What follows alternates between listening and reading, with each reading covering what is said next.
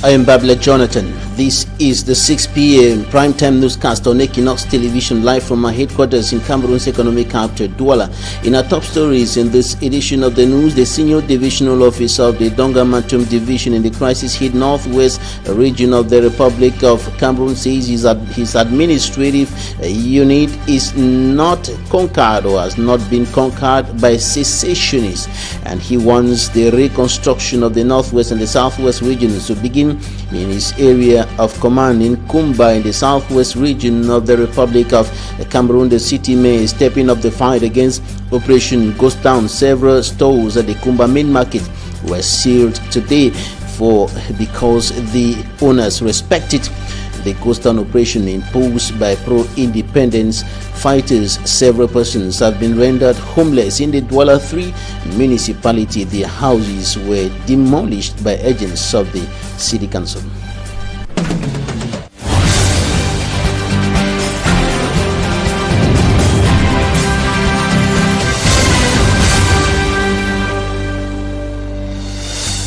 We begin this newscast in the town of Kumba, Meme Division, southwest region of the Republic of Cameroon, where council authorities are stepping up the fight against Operation Ghost Town imposed by pro-independence fighters across the two English-speaking regions of the Republic of Cameroon, hit by socio-political and security tensions for close to 4 years today. And the city mayor has sealed several shops in the Kumba main market. The owners respected Operation Ghost Down, contrary to instructions of the city mayor, who is urging all the business persons to stop respecting Ghost Down on Mondays. Smanjikan Gabriel reports.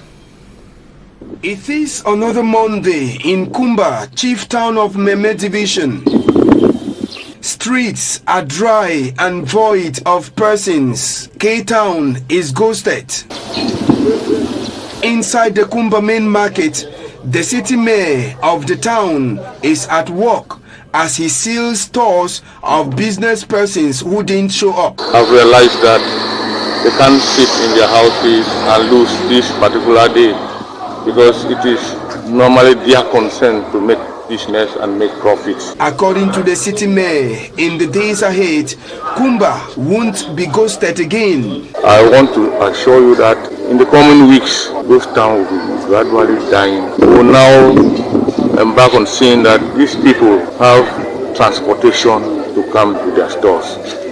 That is what we should be contemplating on right now, because a lot of them have traveled from afar, quite distant, and have come here, and some of us, we pity them, pity their situation. Meanwhile, for the few traders who managed to open their stores, the senior divisional officer who met with the city mayor on the field encouraged them by buying some of the items they sell in their stores. Ghost Town has been a tradition since the start of the Anglophone crisis, with all attempts by administrative authorities in the two regions to stop it, for now, has been unsuccessful.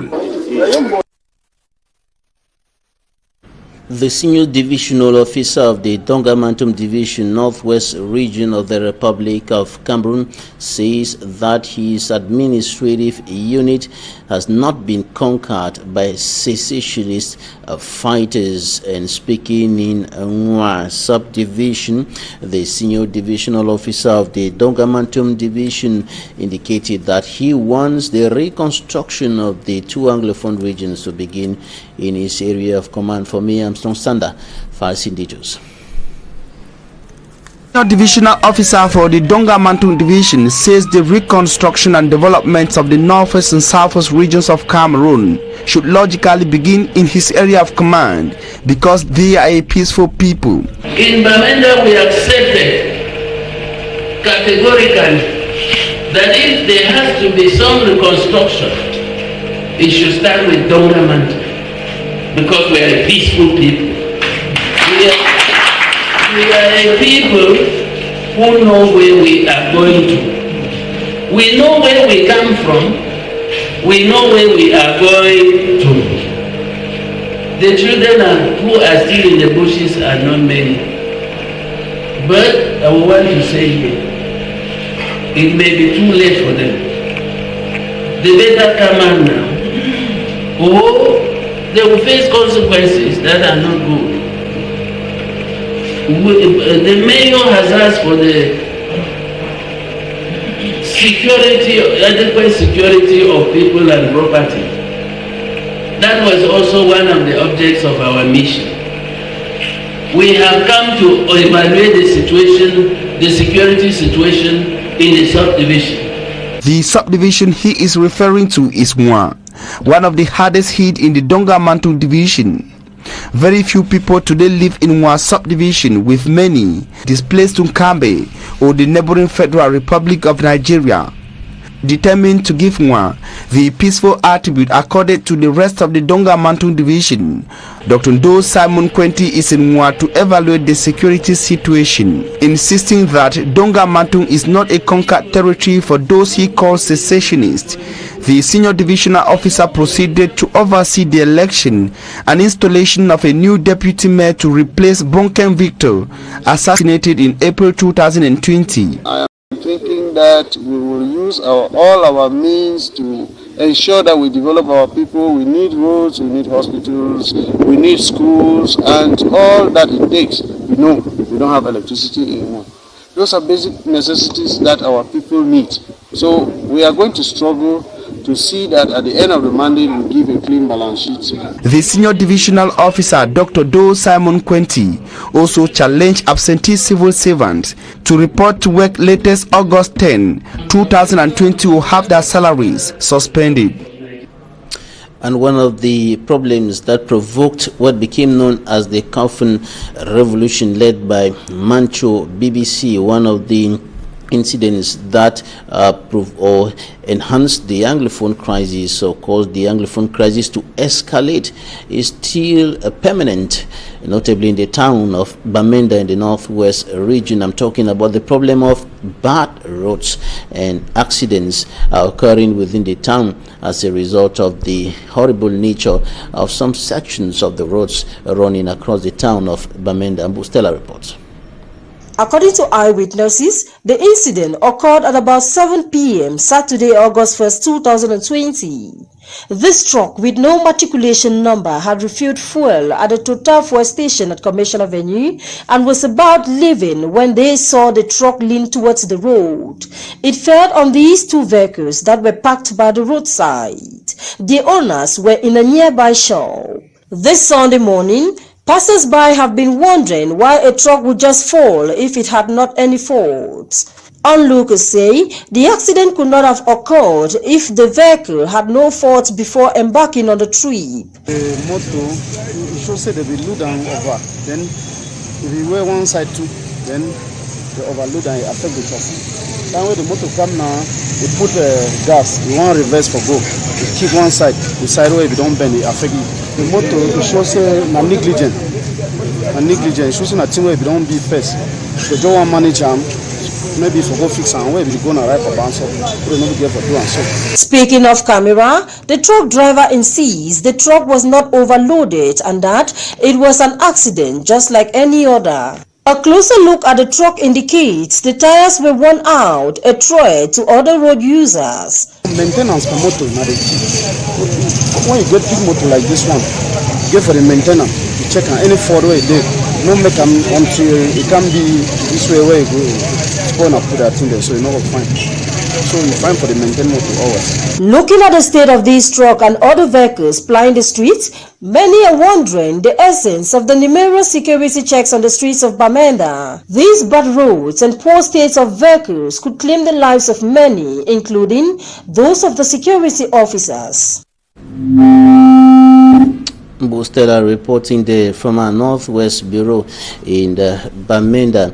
And we'll be talking now about internally displaced persons kicked out of their homes by the Anglophone crisis and who are now seeking refuge in parts of the littoral and other Francophone regions of the country, and many of them are living in very difficult conditions, unable to afford for their basic needs, and the church is now rescuing some of them with some aid, notably the Presbyterian Presbyterian Church in Cameroon, which assembled a handful of them in the Ndobo parish of the church to give them some aid to sustain them for some few days. And many of them have very pathetic stories of how they escaped violence from their areas of origin to move over to Douala, and how they have been surviving since they arrived Douala. Take a listen to some of them and the parish pastor of PCC in Ndobo, Reverend Frederick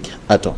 Anyang John, I think I'm very happy for the gesture which the Presbyterian Church in Ndobo has made it to us with the IDPs. I think I'm making 2 years in Douala here. We have been parasiting all corners to succeed. As we were staying, because formerly I was at the condo, I was working there with Pamol. But unfortunately the company closed. And there was no way for me to stay there because I know that I was living under the company and it was assisting me. So with all the troubles of shooting, I left because I did not want my life to go at stake. So as I came to Douala here, I've been managing life. I've been struggling up to now. We have been trying to meet up with our ends. So I know that it's only God who is guiding us, who is giving us the power to live. And I know that with God, everything is possible. I am called Hilda Janku. I am from Babungo, from Ndop, in the Northwest region. I came here because of this crisis. When it started, it was not really going on our side. So I was forced to leave from there and come here. From what has been happening in Bamenda, if this thing don't really finish, we'll not go back to Bamenda. So we are praying that they should stop it, let the crisis cool down so that we can go back to our places, back to our various homes, because our parents back there, they are really suffering. We just escaped from the war and came here. I am Reverend Atto Frederick, Parish Pastor of Presbyterian Church Ndobo. We thank God for this day. We have in our midst many of our brothers and sisters who are internally displaced, coming from the Northwest and the Southwest regions. We have been living with them, worshiping together, but we know their plight because we sit with them every day. We look at them, they have cries of misery. When you look at their eyes, you see sorrow, you see dejection, disappointment. And it is no fault of theirs because they were forced by the crisis in the Northwest and in the Southwest to run to come towards this way. And they have been living with families, and some of them are almost like a pest to the families. We feel for them, and we thought that in our own little way, just like we did last time, we could invite the Christians to make some contributions for us to give them some gifts.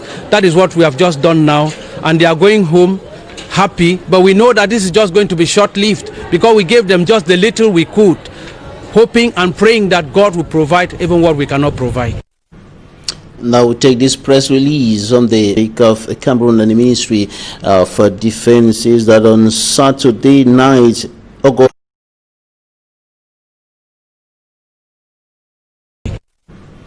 Now we take this press release on the week of Cameroon, and the Ministry for Defense says that on Saturday night, August 1, breaking Sunday, August 2nd, 2020, at about 11:30 p.m., several terrorists, including 2 suicide bombers, broke into Ngechewe village in the Mayo Muskuta subdivision in the Mayo Chanaga division, far north region of the Republic of Cameroon, to perpetrate acts of violence and atrocities. And after assaulting the members of the vigilante or the local vigilante committee and other civilians, some of whom hid themselves in makeshift structures, 2 suicide bombers chased them, and of course they chased them and activated explosive charges, and the explosion caused the death and dissolution among the population. The provisional human toll of this gruesome attack is as follows. 19 civilians were killed, including the 2 suicide bombers, and 16 persons injured. The wounded were evacuated to the Adventist Hospital in Koza, and others referred to the regional hospital in Marwa, Far North region of the country. And from investigations carried out and exploitation of the witnesses of the tragedy, it is quite clear that it was a terrorist attack involving suicide bombings. And of course, the investigation opened by local administrative authorities and defense and security forces will determine the depth of the despite of this despicable attack. And this press release is signed by Commander Atongfa Gemo Cyril, who is the commander,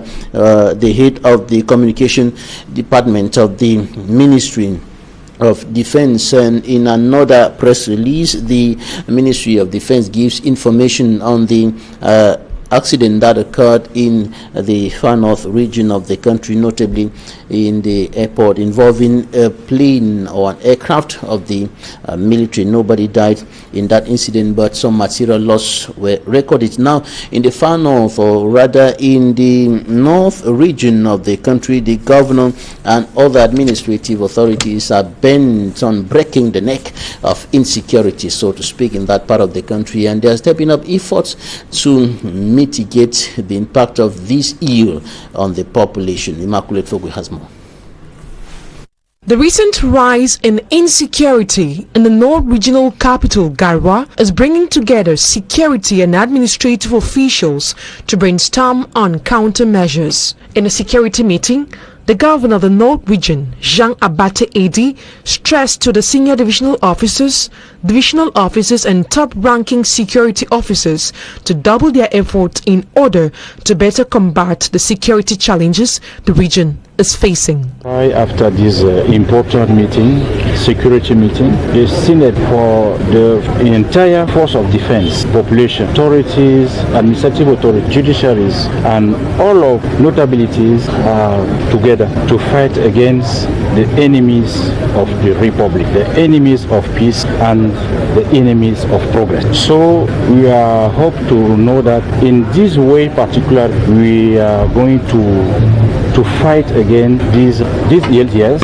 and we are hope that this region will be quiet if everybody work together. During the security meeting, a Seneme Regine Attorney General of the Garwa Court of Appeal is being awarded Medal of Officer of the National Order of Valor. I thank first God, and I thank the President of the Republic, His Excellencies Paul Biya, for this graduation I have today. I'm very happy. I cannot express what I feel. To work very hard like that, the President of the Republic will be satisfied for my work. Inhabitants of the North region hope that the decisions taken will curb security threats in the area. The Cameroon Patriotic Diaspora is urging Cameroonians to rise against the disrespect of traditional rulers in Cameroon by administrative authorities. And in a release, they are condemning the attitude of administrative authorities with regards to traditional rulers. And the release came after the senior divisional officer of the Upper Plateau Division sent words to the chief for the traditional ruler of the Bamenju people in the west region of the country, His Majesty Jean Ramo Sokojo II, warning him over a meeting he is said to have organized in his palace without informing the administration. But the CPD thinks that this attitude should be condemned and that traditional rulers should be protected. Take a listen to Secretary of the CPD in charge of the Americas.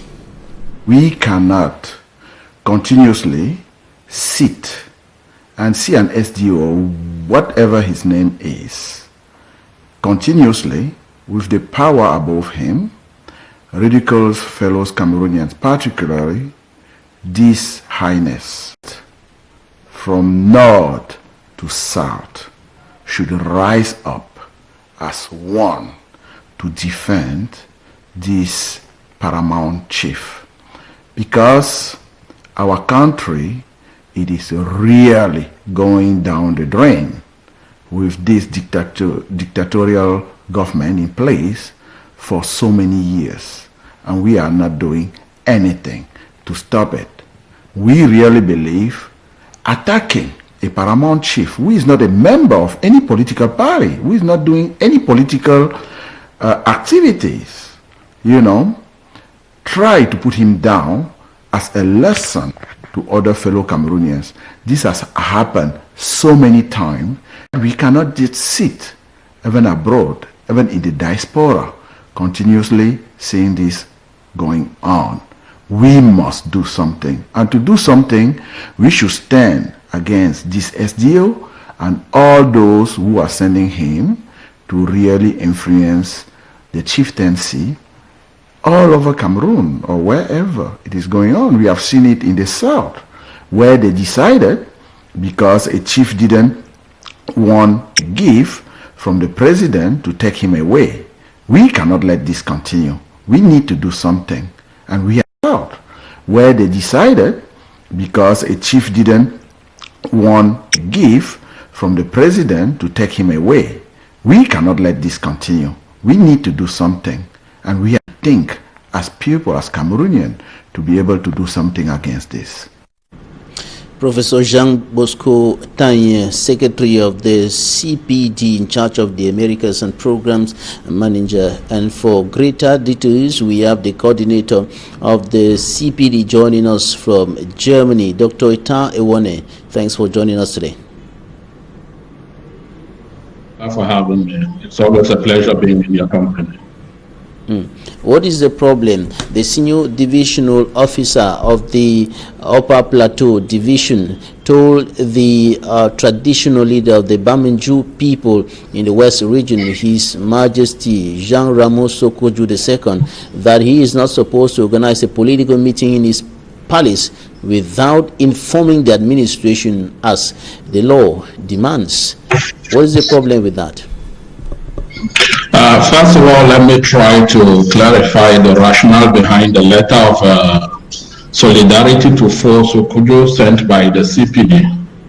I mean, it is not about defending an individual. Rather, our move is geared towards protecting what we rightly consider to be our traditional institution. In our understanding within the CPD, traditional rulers are a form of social and political authority which have their historical origin in the pre-colonial Cameroon. So for us, they are the custodians of our cultures and traditions, and we need to leverage the multiple roles played by these rulers in our collective effort towards nation building.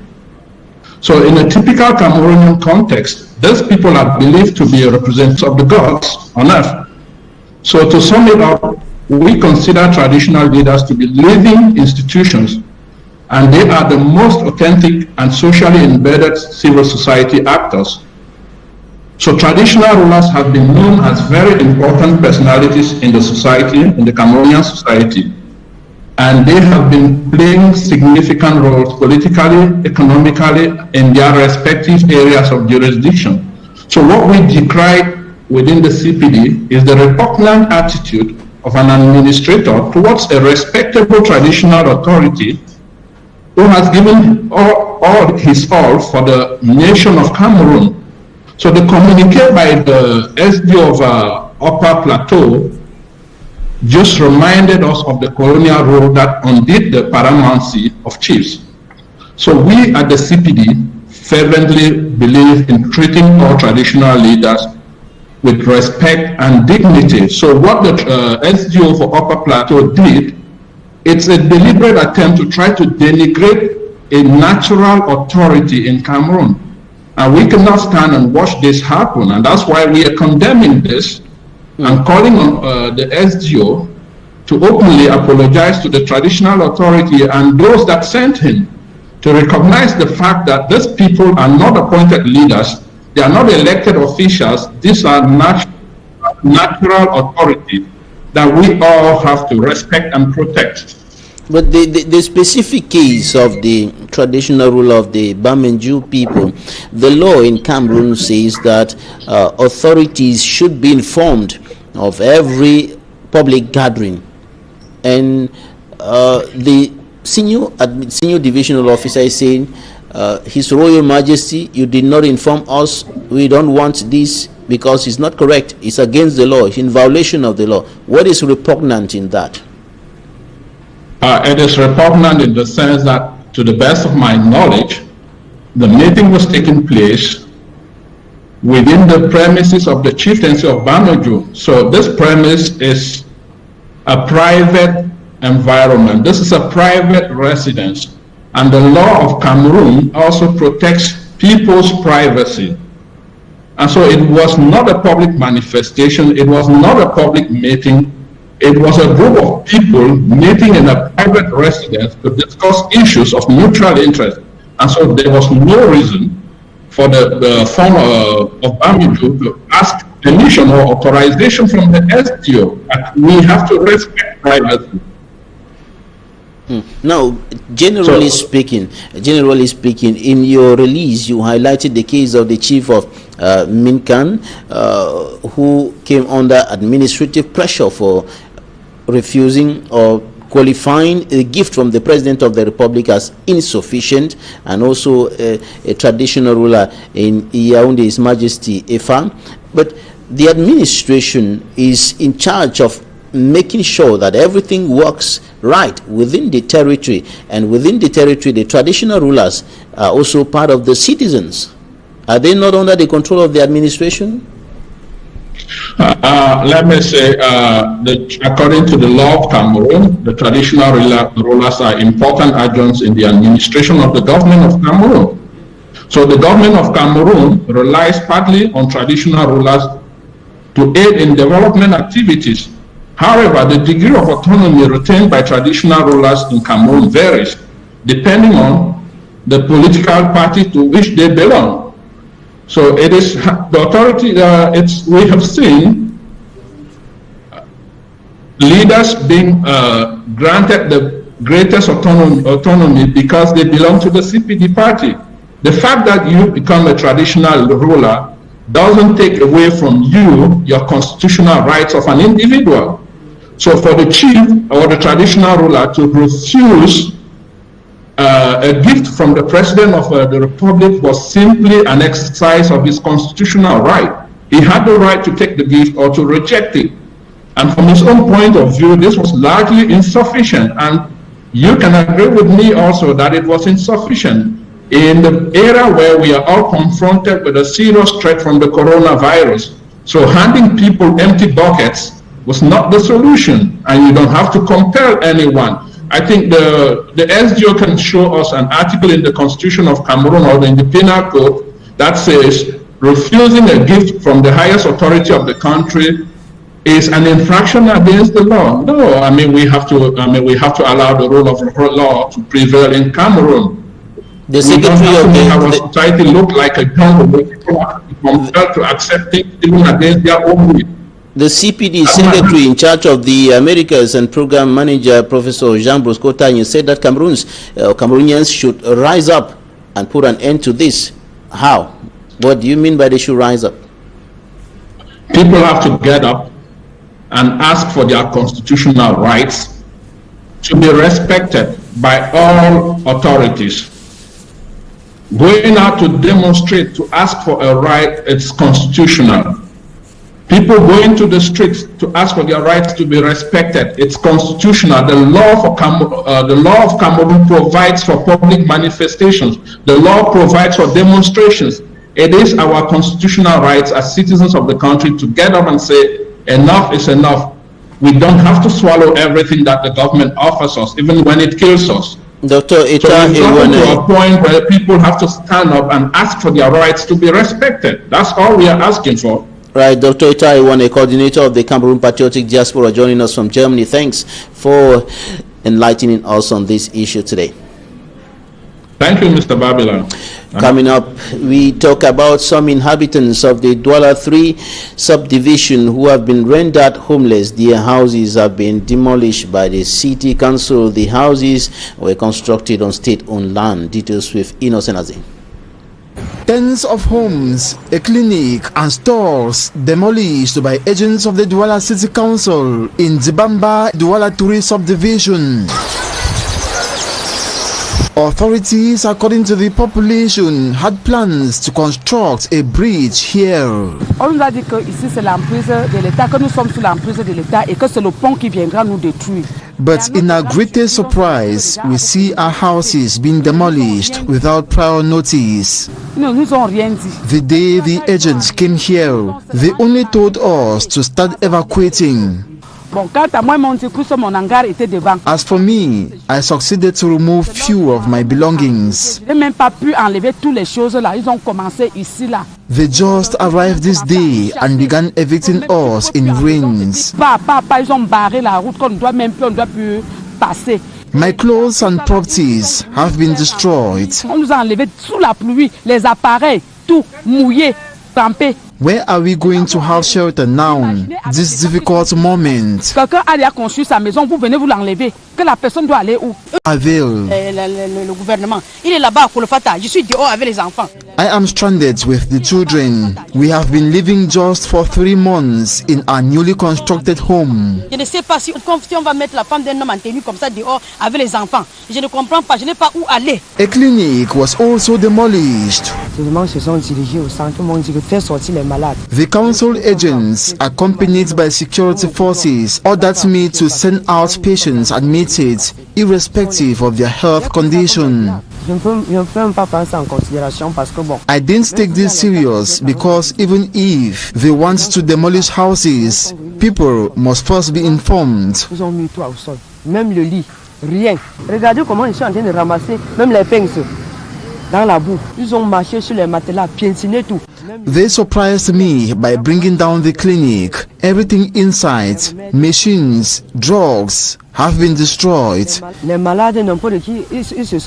Patients have gone to where I don't know. Some of the patients in critical health condition admitted for weeks. Pregnant women and nursing mothers were helped by some locals and some of the council agents to their next destinations. Donc ce sont eux-mêmes qui ont vu l'état des malades, des femmes enceintes, on les a transportés, amenés où je ne connais pas. Wish of the victims is that they should be compensated by the Douala City Council officials who are adamant they built on state land. And we wrap up the first part of this newscast with this advertorial on Green Construction. Green Construction Homes is an exclusive home biogas distributor, an Israeli company promoting the use of waste in Cameroon to produce biogas and fertilizer.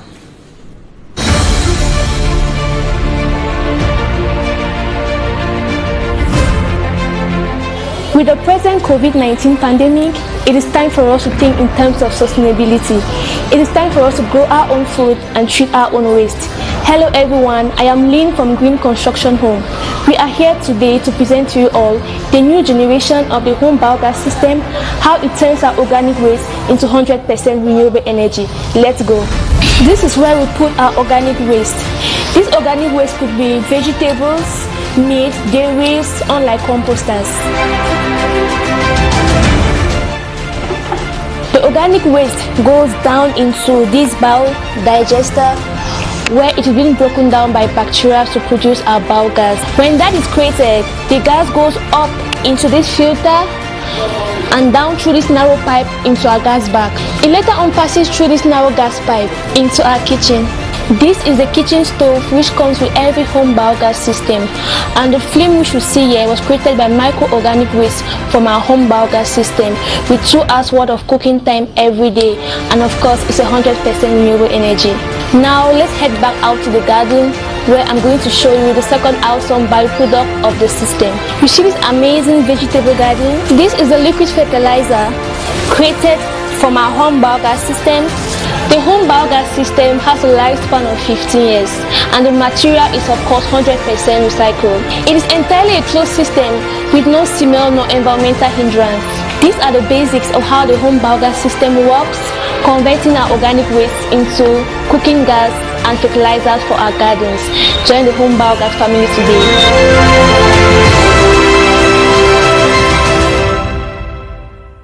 Talking Point is up next.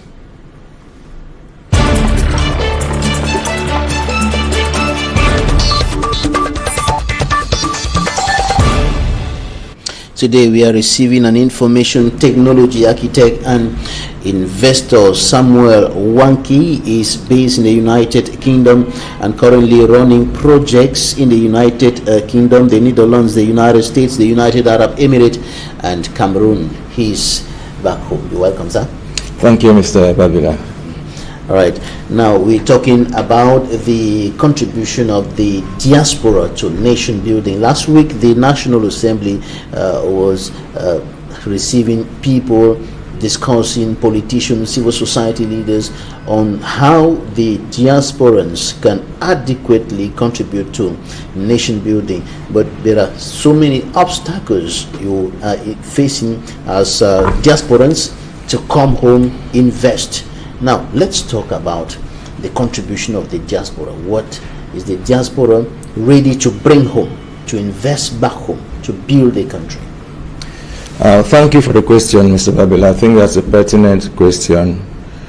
To the best of my knowledge, what the diaspora is willing and ready to do is seriously hampered by what they can do. And what they can do is a result of the current social, political, and economic regulations in the country. Now, in concrete terms, I know that there are engineers out there who are Cameroonians, there are doctors, there are lawyers, there are business people, there are architects like you, and what is the strength of what the diaspora can bring in? If you can look at an obvious measuring factor as remittances, you see a huge flow from private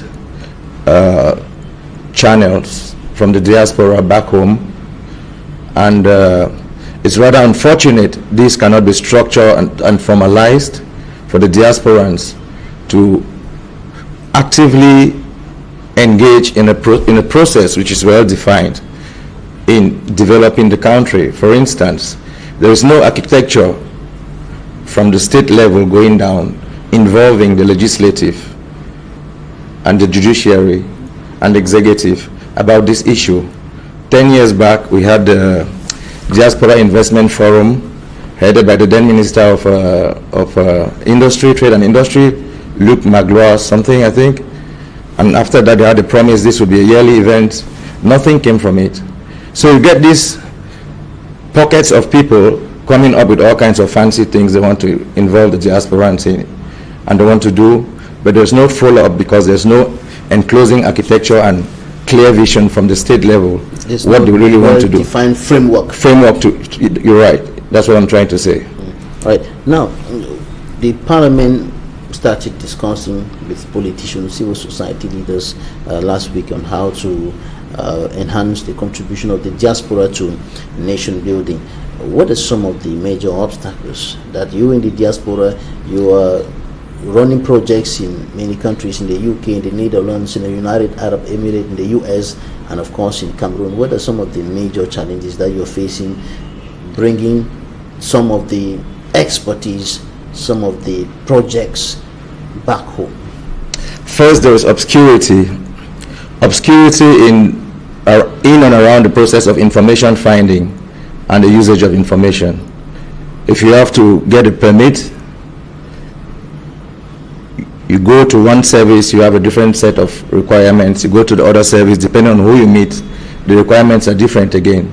So if you're dealing with partners, international partners, and you cannot find out information real time and information that's valid and respected by all the services you have to come across, that's a big problem. Secondly, it's very difficult to get partners or individuals to work with in Cameroon. There are some really very good people in Cameroon you can do projects with, but sometimes to get the quality of partnership you need to get things done on the ground is a big challenge. Thirdly, it's something that's been stated and talked about, corruption and greed. Corruption and greed of so many Cameroonians is a big problem. Before we go deeper into talking about corruption, why is it difficult to have partners in Cameroon? Is there a problem of trust? There's an issue with professionalism. There's an issue with communication. There's a gap in expectations. These are some of the things, and you can see the few private companies in Cameroon that really broker deals with foreign partners and exhibit these qualities. They prosper. They do very well. From a very microscopic level, let me give you an example. About 5 years back, I engaged in a farm project in Piti, somewhere around Zibamba, in the outskirts of Douala, going towards Edea. And just after the first harvest, the agric engineer was managing the project, and his wife, they stole all of my produce. But I had just invested about 1/5 of what I had to see how it works in the first year, and then I spread out. The project ended. The project ended. That's a very simple example. Take another example. During the Russia-Africa Economic Forum that took place last year in Sochi, 6 months prior to that, we were in Moscow. We were in Moscow for preparatory meetings with all kinds of Russian companies. I met just one Cameroonian industrialist there, a lady. 6 months later, we were in Sochi. The Cameroonian delegation came 2 days, 1 day before the occasion began. No groundwork, no meetings, no facilitation. So you are there as a diaspora trying to link foreign partners with local companies, and you miss that linking pin, which is the government and officials. How much is corruption a major hindrance to diasporans coming back home to invest? It is a very serious hindrance. It's an obstacle. People start projects with expectations and with foreign partners or other nationals, and when it's not possible to go beyond phases of your project because you come across all of these corrupt officials in Cameroon wanting a kickback, asking for all kinds of unnecessary documents.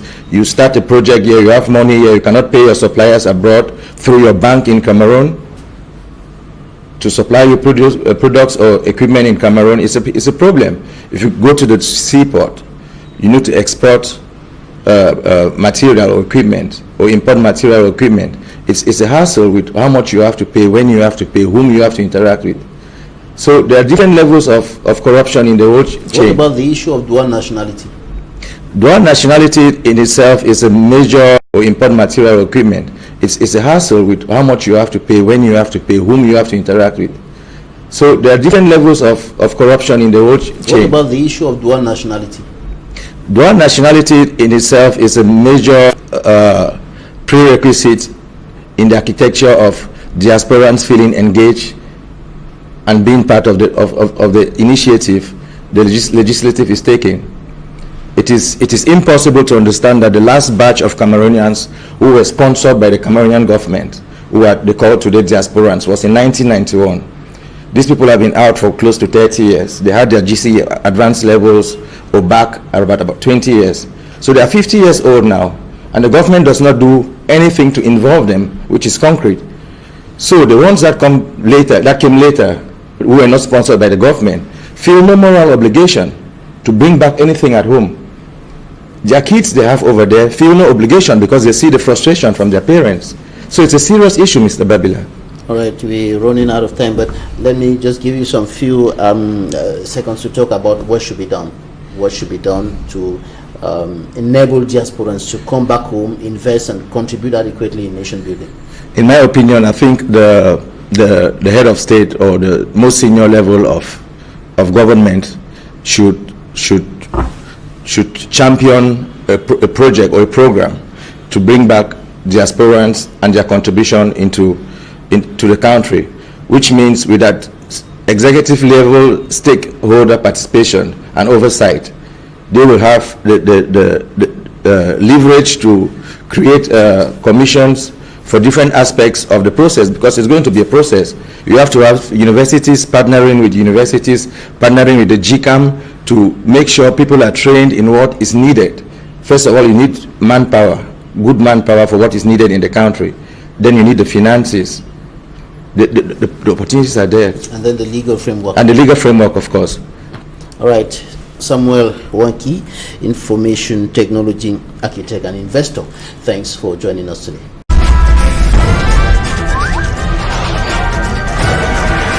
Equinoxe Télévision, au-delà de l'image, nous rendons compte.